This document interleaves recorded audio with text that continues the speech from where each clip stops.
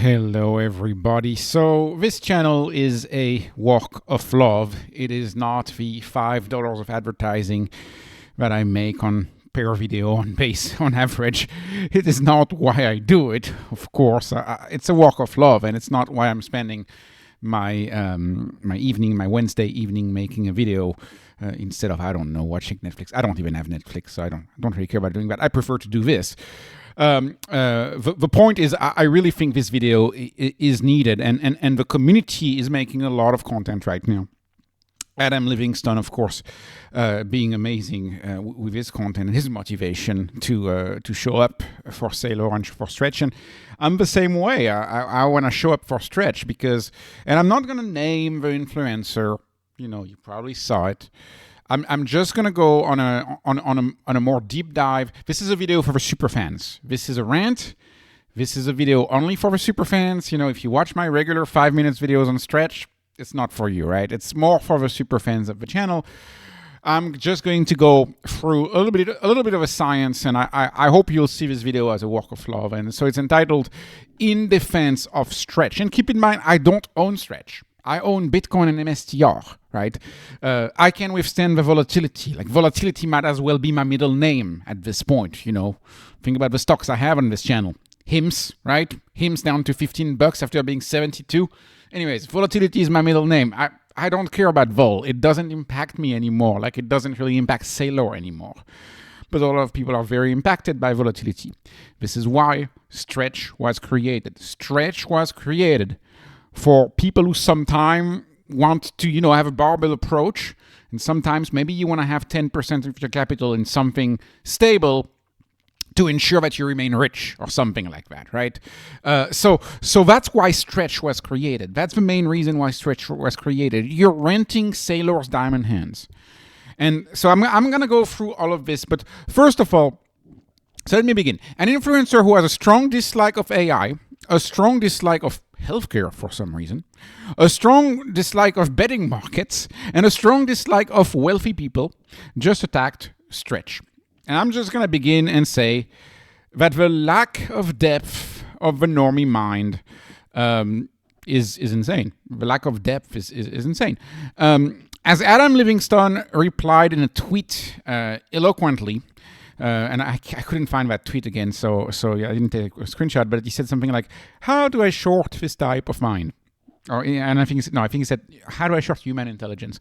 First of all, it's not human intelligence, right? It's like there's a lot of very smart people out there and people who get it, and that's why I think Bitcoin is obviously going to win. And when Bitcoin wins, the bewilderment of a normie mind will be absolutely insane in a couple of years. This is no different from the history of technology. Bitcoin is a discovery. It's a discovery of money. If you go really deep in the rabbit hole of Bitcoin, which I have been in Bitcoin for over 10 years now. If you go really deep into the rabbit hole of Bitcoin, you will realize that it is a discovery. It is a discovery akin to the discovery of flight, the discovery of electricity, or the discovery of steel. Well, you know, somewhat steel. Steel perhaps a little less important of a discovery than flight or electricity. But, you know, they're the type of folk who tells you that flight's not going to happen a few weeks before Kitty Hawk, right? And that's, of course, the New York Times, who I think 3 weeks before Kitty Hawk said that it would take 10 million years to fly, for there's the inconvenience of gravity. The New York Times, think about that. Already back then, the goal of media was to be negative, because when you are negative, you get a lot of views. When you're objective, you don't get a lot of views. You gotta be negative to get the views, which is something I don't really do on this channel, because it's not my source of income. It's a hobby, right? But anyways, they're the same of people who wouldn't get electricity because maybe when they were 20 years old, they went to see an electrocution, right, at the courthouse on Sunday. In Frontier America, on Sunday you used to go see the hanging at the local courthouse, and some guy named Edison invented a machine and invented a word called electrocuted. And of course, a lot of people didn't get electricity because they feared electricity, because Edison had it that way, and because Edison didn't want you to use Tesla's electricity. Again, fear of technology. So fear of Bitcoin to me is no difference. No difference. People, they're the same type of folk who wouldn't trust bridges and tall buildings. They wanted to see an elephant cross the bridge. So Bitcoin bewilders fiat thinkers or normie thinkers, whatever you want to call it. And it bewilders them because Bitcoin is an engineered product. And I'm not going to go through the engineering behind Bitcoin, through the thermodynamically sound system that Bitcoin has. For the reason why Bitcoin is so secure is because even the power of the most powerful army cannot disrupt the network, because it is a network that is protected by a wall of energy, mining, and it would be impossible to gather this many mining rigs and this much energy in a single spot to try to reverse a transaction. If you follow Bitcoin, you know that's how it works. It's rooted in thermodynamics. Bitcoin was engineered. Bitcoin is not fiat. Fiat is not engineered. Bitcoin is engineered. And that's why it affords the protection of something more powerful than any army for your money. And that's the science behind Bitcoin. But anyways, Austrian economists, engineers, they don't get Nobel Prize. People who get Nobel Prize are people like Paul Krugman, who say, for example, that the internet impact on the economy has been no greater than a fax machine, said that in 2005. How could you possibly say that? Of course. The champions of hard money, the champions of innovation, who, by the way, are destruction. What did I do? Destruction. Who, by the way, are entirely winning. Right. I mean, everything you see on creative destruction, all of the disruption that has happened thanks to tech, and then hard money being the next disruption on which the Austrians were right, coming up in the next decade or two. They're winning. They have sound arguments, and they don't get Nobel Prizes. They don't get Nobel Prize. Von Mises, Schumpeter, Hayek, they don't get the Nobel Prize. No, because it's too easy for the government and the people, especially the people. It's not just the government, it's the people. If you go back to the history of money, go read Lynn Alden's books, go read Saifedean, go read some of the big Bitcoin books, you will find that a lot of the insane money printing that we've seen in the end of the gold standard, we owe to British unions refusing to bring their salary back to pre-World War One levels. The unions were like, he can't take our salary back to pre-World War One levels. Like that's how the insane monetary printing actually got out of control and got removed from the gold standard. And then, of course, way before that, you had the Medici who invented double entry accounting, which was the first abomination and the first end of the money. But of course, Keynes had an easy speech, go build the national parks. You can go in West Texas. There's like a giant abandoned hotel. I've never seen it in my life. Like a giant building fully abandoned. Nobody goes there. They just had built that building to like relaunch the economy in the 1930s. So much resources wasted through Keynesian economics, for this idea of you got to relaunch the economy, as if the economy needed some help from some economists in power. So anyways, that leads me to my point number one. Point number one, and I'm going to defend engineers in a second, but point number one is money market, bonds, checking accounts versus STRC. Subtitle is Think for Yourself. Think for yourself. Are bonds and money markets safe? They tell you they are. Conventional wisdom tells you they are. But then you gotta use your own eyes and think for yourself. There's a government shutdown 3 times a year at this point.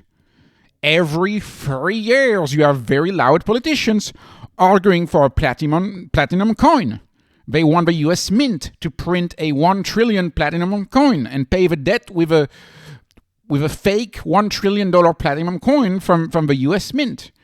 You have credit rating agencies who have downgraded the U.S. debt, and the U.S. debt is on a downgrade trajectory. And that's probably not a really good thing when you have a government shutdown 3 times a year. That probably doesn't help your downgrade, isn't it? Right? The coupons are often fixed. they're most of the time fixed. Your bond, if you buy a traditional standard bond, it's going to be a fixed coupon. They can't go up like Stretch. If we were to ever get into, say, a hyperinflation scenario, which I hope not, but Stretch coupons would go up in a hyperinflation scenario, because Saylor wants Stretch to trade at 100. So imagine kind of like a catastrophic scenario where the dollar gets out of hands when Bitcoin maybe goes up 100% a year. Well, if Bitcoin goes up 100% a year, maybe your Stretch coupon will be 30%. Right? That could go the way. We have no idea how bad fiat is going to get. We have no idea if they are going to get the mountain of money under control or not. We don't know. It could stay on the current trajectory of, about 15% of new money being printed each year. Or it could get worse, or it could get better. We just don't know. Saylor estimated 29% ARR for Bitcoin for the next 29 years. That could be worse than that. And if it's worse than that, from the standpoint of fiat, right? If it's worse than that, then Stretch coupons could actually go up. Your bonds can't really do that. Your money market doesn't really do that. Money market a little better because they have a basket, right? But it doesn't really do that. So anyways, so you may say, fine, I believe you. I don't like bonds. How about checking accounts? Well, checking accounts are fractional reserve banking. When you give money to the bank in a checking account, they give you an IOU. You become a creditor to your bank. You are a creditor to your bank. Remember Cyprus?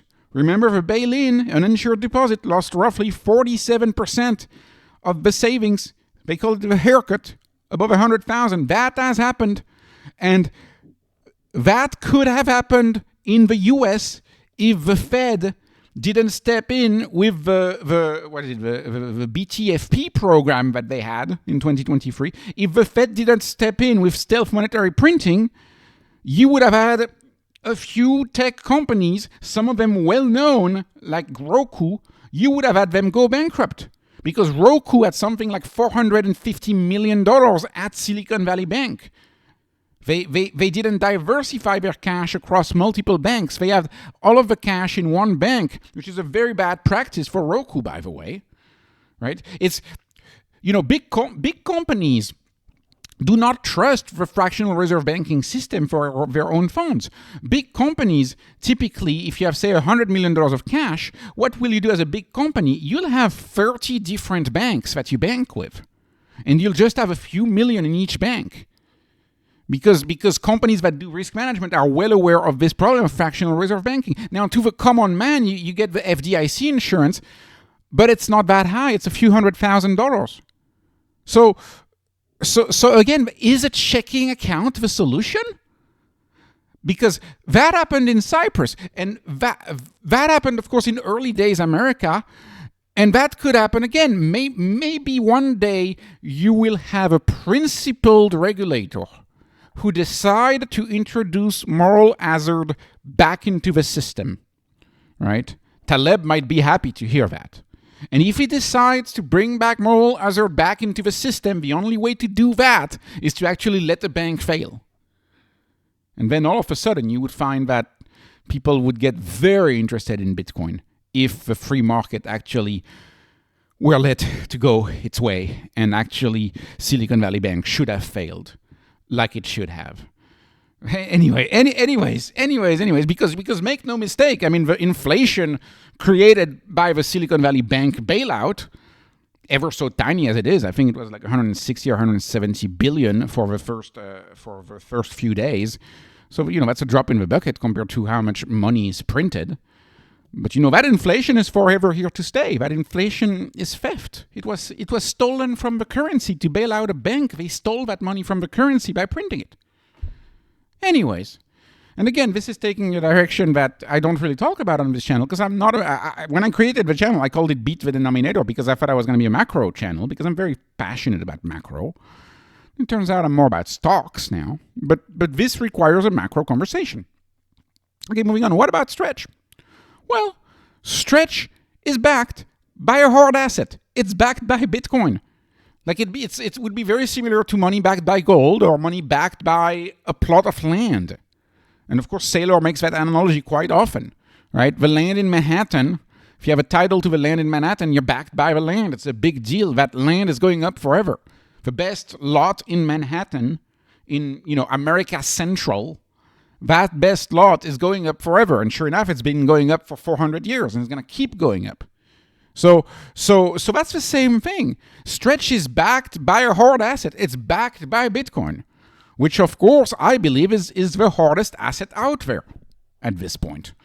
And by the way, not only is it backed by Bitcoin, of course, if you give $100 in Stretch, that money goes straight into Bitcoin. So Stretch creates its own backing to begin with. So just putting money into Stretch is much closer to full reserve banking, if you really think about it.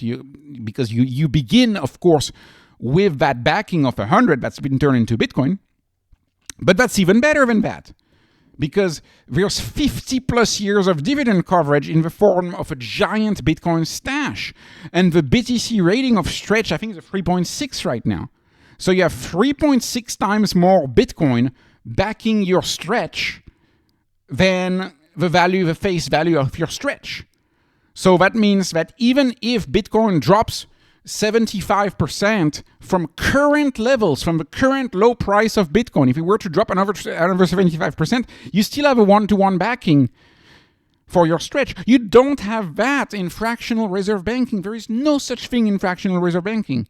And of course, on top of that, Saylor gives you a yield of 11.5%.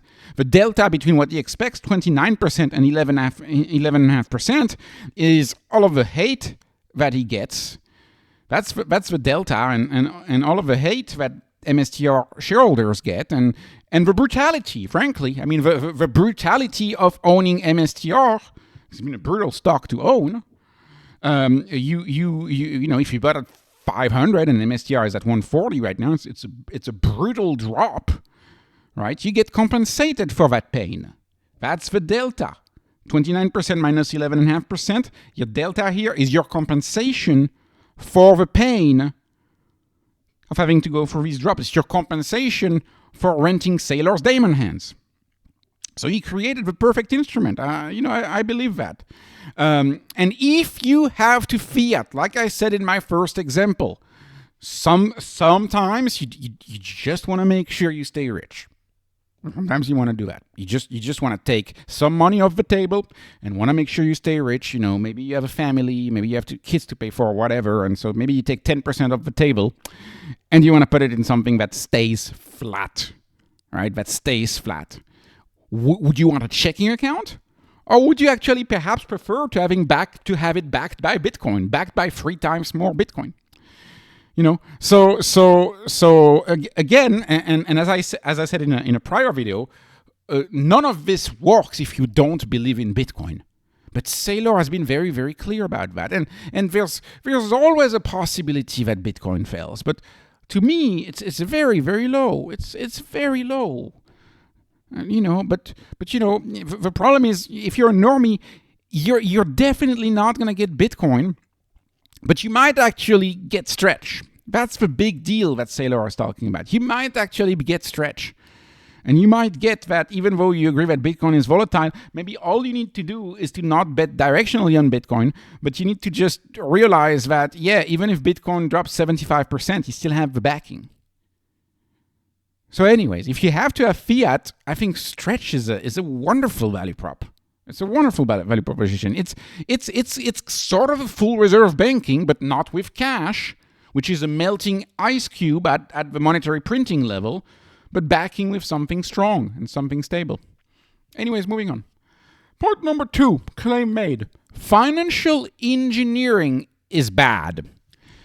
I would argue that financial engineering is a very valuable thing, and we need more engineering in finance. I think it's a social science stake to go after the science of engineering. Engineering is a hard science. Social sciences are a soft science. Economics, not as, of course, von Mises intended it, but economics as Keynes views it, and classical economics, in my view, are very, very soft science. And in fact, and I covered this briefly in the video, was it a month ago? Fed Chair Powell talking at Harvard. he pretty much admitted that they set interest rates on vibes. Like on phone calls. He has all of these models and all these PhDs, but at the end of the day, he does a few phone calls and has conversation with all of the regional banks' heads. And based on that phone call, he pretty much decide whether he just needs to drop interest rate or not. It's all decided on vibes. By the way, that 2% target, if you follow that field closely, was also set on vibes. I remember watching a documentary back in the day. I think it was either Australia or New Zealand's central bank that said, okay, we're going to 2%. And then everybody copied, including the US. You see, 2% monetary theft, I would have set it at 0 personally.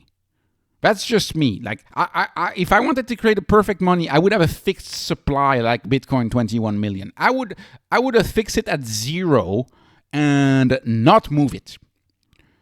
And of course, Saylor, I've seen, if you watch the Breedlove series in the early days, right, the 21 series that Saylor did with Robert Breedlove, fascinating. He gets all geeky about engineering, talking about all sorts of engineering system, talking about Bitcoin being an adiabatic system, a system that has no leak, because engineering systems need to not leak in order to work, and that is Bitcoin. Bitcoin has no leak.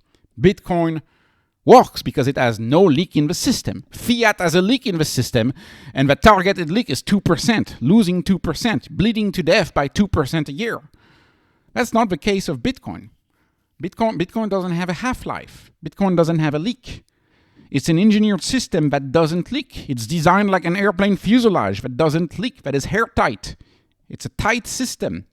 And that's, I would argue, Stretch is also pretty genius design with the use of an ATM and the beautiful way that Stretch trades based on the demand and the new issuance and the demand coming back and new issuance, demand, ATM, demand, ATM, demand, ATM.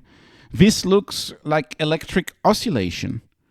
In fact, if you're an engineer working in electricity, you might be confused. This looks like a symmetry, in alternating current. This looks like some form of alternating current.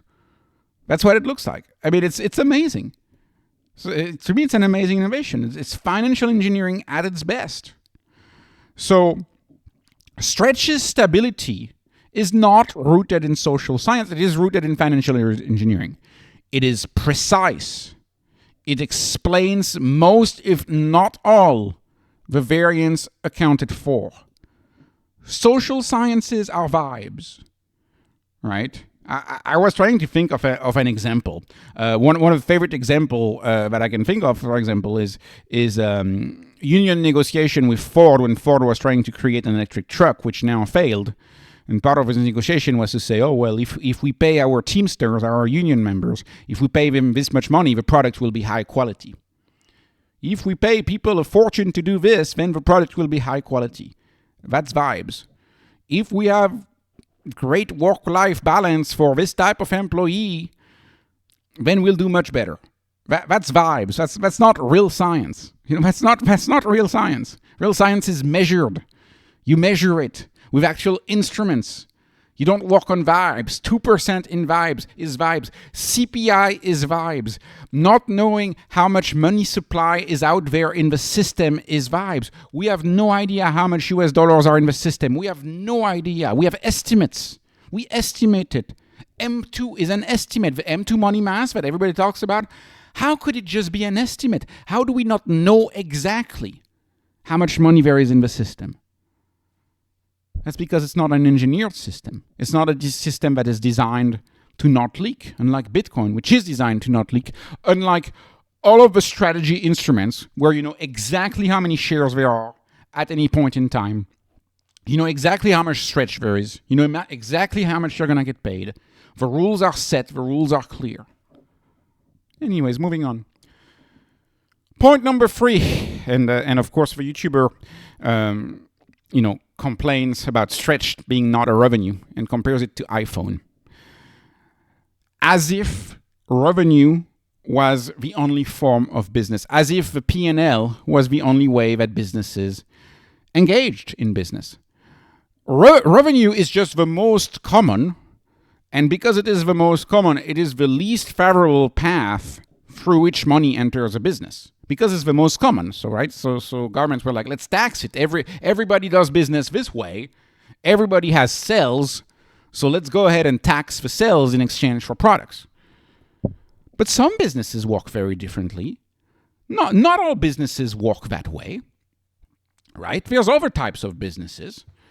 Okay, revenues, yes, that's one form of business, and strategy essentially has no revenue these days. Strategy works much more like a bank. How do banks work, right? If you actually look at the balance sheet of a bank, where does most of the money of a bank come from? It comes from the creditors.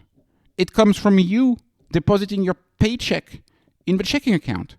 When you deposit the paycheck in the checking account, you're giving money to the bank. You're a creditor to your bank. They give you an IOU. This is the system through which banks get most of their money, which they then put to work. But the money enters the bank via creditors. It doesn't enter the bank via fees. I mean, sure, you have banks that are a little better, that have more fees than others, but in general, the banks make a bunch of money thanks to the creditors, thanks to you depositing that cash in the checking account. And then they use that cash to make extra money on top of it. Okay? That's the way it works. Companies, like you take pure debt, convertible debt, that's another way you can get money into the business. And companies make money all the time from their financial engineering. It's a very common thing. Like how many times do you have, I remember back in Europe when interest rates were negative 5 years ago. How many companies did you have go to Europe, borrow at 1%, billions of dollars? I think Procter & Gamble, Apple, all sorts of companies did that. They were like, okay, we're just going to borrow money in Europe and we're going to do a buyback in the United States. That's a form of financial engineering, right? If you sell debt, and you see debt distressed in the market, do you go ahead and buy back your debt? Yeah, you could do that. And when you do that, actually, you make a boatload of money. There's plenty of ways to make money outside of revenues and selling an actual physical good or selling a service. There's other ways to make money. You have investment firms. Most of the money that they make is trading and dealing with investments. You have a lot of companies that also thrive using suppliers and using leases. Oftentimes suppliers are paid at 90 days or 190 or 120 days. Oftentimes some leases are mispriced when you rent from the government or you rent from a paid-for entity. That's another form of making money via borrowing money, right? Via borrowing something. They lend you good, not fiat, still the same. And households do the same thing, right? You can get resources and money into your business through something else than revenue. In fact, you can get these resources. You can get capital in your business via leases, right? How many airlines rent their planes? How many airlines rent their planes? It's a capital lease. You're getting a very expensive capital asset within the business, and your outlays are much smaller than if you actually bought the item, right? So that's why a lot of companies, by the way, rent these days. There's so many different ways to look at this. Critical thinking makes it necessary to not make a blanket statement like, oh, Stretch is not a revenue, comparing it to iPhone is nonsensical. A revenue is just one of many forms that money enters the business. And strategy has chosen a different path for money to enter the business. It's chosen a better tax-advantaged path, which is issuing equity, selling their ownership. And preferred equity is just another class of shares, just another form of equity where you're not entitled to the terminal value of the business. It's a form of equity where you're entitled to perpetual payments. And these perpetual payments are not new, by the way. Harvard famously still pays pennies every year to the government of the Netherlands. And they have a ceremony, and it's really, really nice. Perpetual debt used to be a thing, and it works. And it can work over 400 years. In fact, Harvard still pays its perpetual debt to the Netherlands. Look it up. Okay? And lastly, you have investment income. And of course, right now, Saylor makes a lot of money from issuing new instruments. In the future, Saylor will make a lot of money, which he will not recognize. He will not sell the Bitcoin. But the money will still be there and will still allow more collateral to borrow ever more. So you make money on the Bitcoin. And of course, as the Bitcoin grows 29% a year, you can pay 11.5% a year and you can arbitrage. And of course, there's trillions of dollars in arbitrage. This is not out of the norm. You know, didn't the Gilt, the UK pension system, didn't they get in trouble for doing insane arbitrage on UK pensions? Was it 4 years ago or something like that when rates dropped? How about Japan? How many folks in the carry trade with Japan have been caught in trouble? Well, Saylor believes he's engineered a different system because interest rates, the success of BTC is not determined by, single person forces and single decisions from policymakers. They're determined by the laws of nature. They're determined by the laws of Austrian economics, the laws of hard money. We will go back to a hard money standard at some point. So anyways, moving on. And I'll conclude with this, and these are side notes. But I'll conclude with that because I don't want this video to be too long. I mean, I want at least a few people to look at the video. Okay, criticizing AI.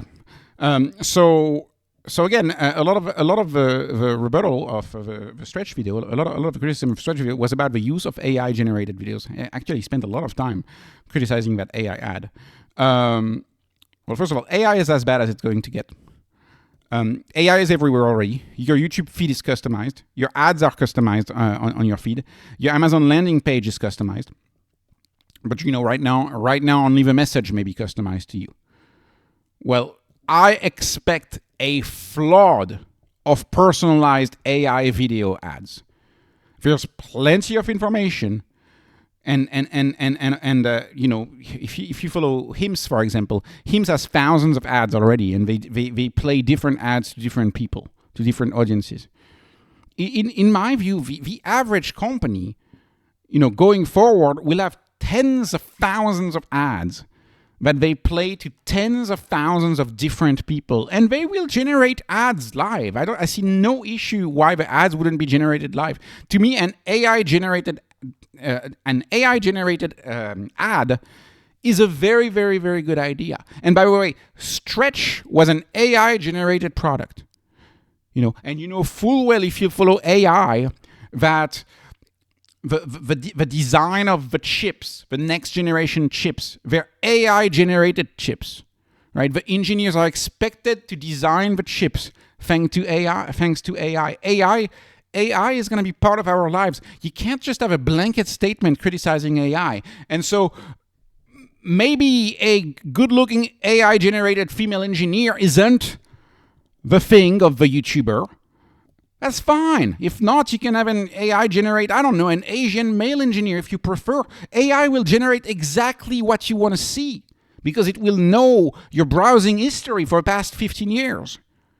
And it will know what you're likely to click on and what you're likely to like. That's AI for you. I also look forward to the day where AI recommender systems promote videos based on the worthiness of the argument and not necessarily based on how popular a certain person is.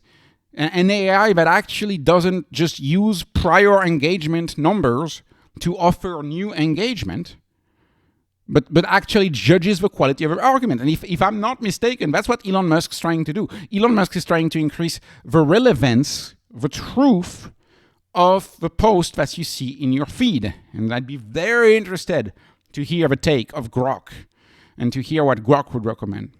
And lastly, I'll conclude this, and this is kind of off topic, but I wanted to say, criticizing prediction markets and gambling. It's a hot take. I know it's still a hot take. We'll see in a few years if I'm right or wrong about this. Prediction markets, I believe, are highly engineered. And in my view, they are much more rational than Mr. Market, at least at the present time. If the past 2 weeks are any indication of a madness, I would much rather bet on new product launches, bet on revenues, bet on profits, than bet on stock price, right? Take HIMS. Peptides were approved. HIMS was up peptides. That's what we say. How do we know that? It could have been that peptides would have been approved 2 weeks ago at the height of the Iran war, and the narrative was just about Iran, and the stock wouldn't have moved, or the stock would have gone down. So I see a bright future for prediction markets, and I know a lot of people dismiss them entirely. But there's a lot of very positive things that can come out of prediction markets, and I think they will get much better. And so just because something is a new technology doesn't mean it's bad. Just because something hasn't existed for the past 20 years doesn't mean it's bad. Technology, at the end of the day, is a way to save resources. More with less. Technology creates more with less. Technology is the most economic system out there. There is no better economic system than technology. Technology allows you to go further, faster, stronger, better, for fewer resources, i.e. for cheaper. And so whenever something new comes and has adoption, perhaps there's something amazing about it, and perhaps it has adoption because it is our human behavior, our human actions which lead us to actually adopt these technologies. And a lot of people are very excited about prediction markets. A lot of people are connecting AI bots to prediction markets. I was amazed by this, you may have seen this Claude bot, this new Claude bot called Nothing Ever Happens, where this bot just bets no on every single thing and just monetizes FUD. And you monetize FUD by betting that no, it will not happen. Because nothing ever happens, apparently, on a lot of bets in the prediction markets. So, anyways, this is my rant. If you watched it, thank you.